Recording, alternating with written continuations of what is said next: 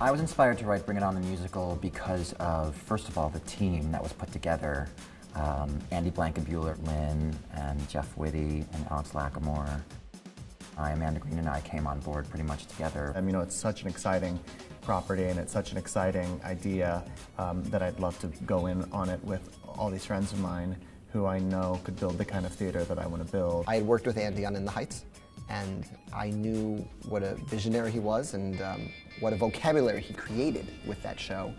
And I wanted to see what that would look like. And I wanted to be in the room when that was happening. And my way in is by writing music. So I said I'd be glad to be part of it.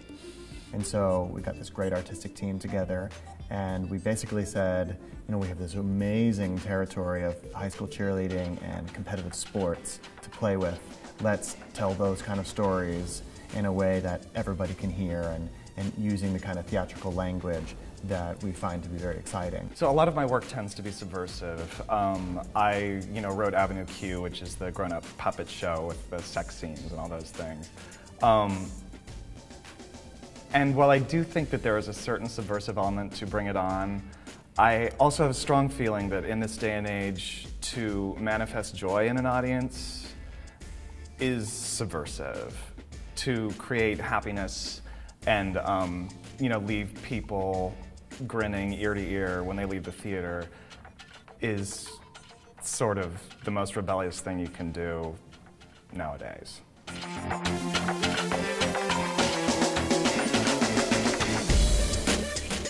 The story of Bring It On the musical finds Campbell Davis, who is going into her senior year.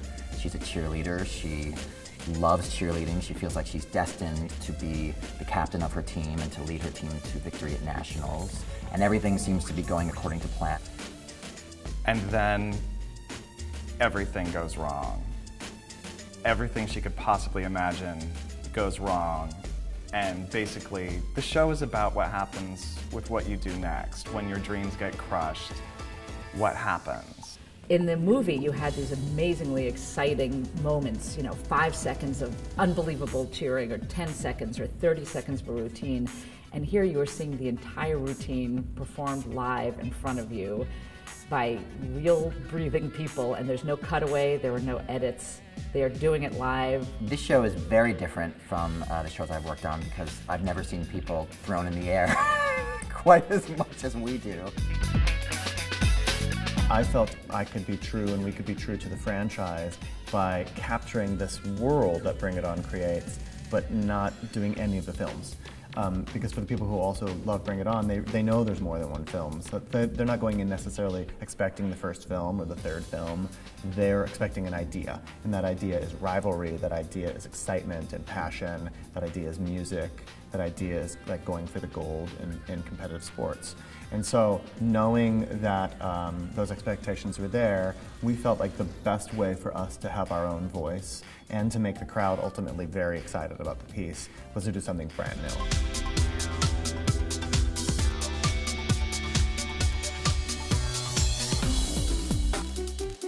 Bring It On is about a lot of the major themes that we all love: ambition, betrayal, revenge. But instead of putting it in the format of, say, a war story or a mafia story or Middle Earth, we set it in the world of high school cheerleading. Even though, it may seem like this silly framework for it, I think that these emotions are something that everybody can relate to, even if we've never picked up a pom-pom in our life.